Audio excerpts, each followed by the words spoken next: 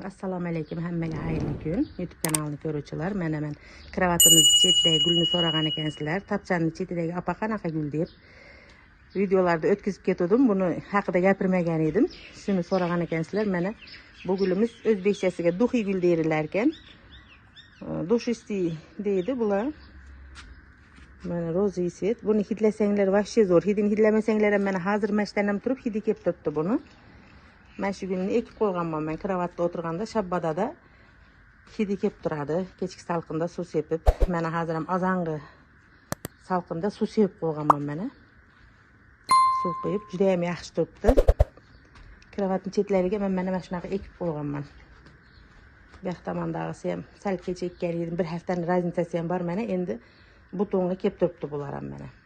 Buton bo'lib oldi mana achilyapti bu yoqdamani ham. Mana duxiy gul o'zimizda o'zbekchada. Sizlar ham eksanglar mana bahrilinglar ochilib mazza qilib o'tirasizlar.